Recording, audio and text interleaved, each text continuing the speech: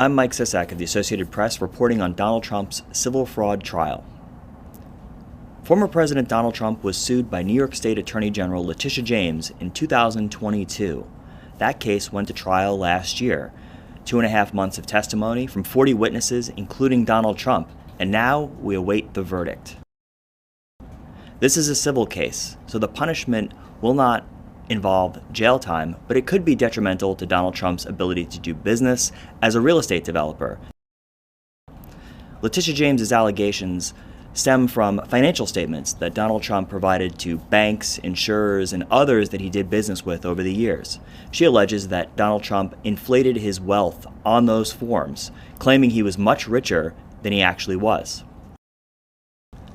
The punishment she seeks includes $370 million in penalties, what she calls ill-gotten gains from the allegedly falsified financial statements.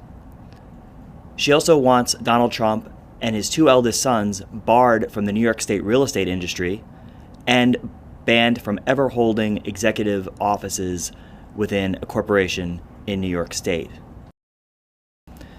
This civil fraud case is one of several legal challenges that Donald Trump is facing as he campaigns to return to the White House. Donald Trump is the Republican frontrunner. He is leading in the race for the Republican presidential nomination, and he is facing a major reckoning about what the New York State Attorney General says was years of fraud in how he did business before he went into politics. That could be a blow to his reputation and to his image, and it comes as a prelude to 4 criminal cases, some of which could be going to trial in the next few months. So you have the civil case, which could involve monetary penalties and a potential ban on doing business in New York State, and then you have criminal cases to follow that could wind up with Donald Trump, if he is found guilty, facing potential jail or prison time.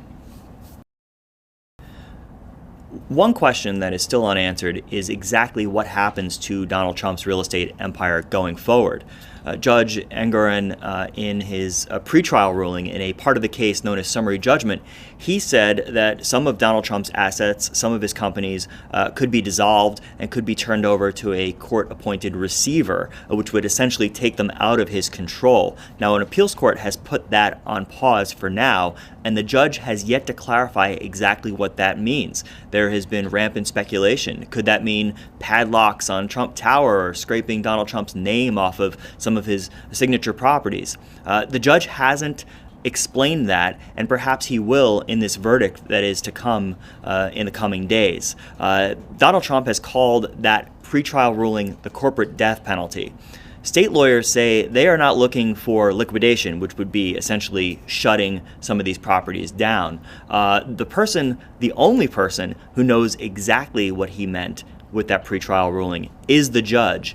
And we are looking for his ruling on the other elements of this case, the parts that were to be decided at trial, for some clarity on exactly what happens with Donald Trump and his real estate empire going forward.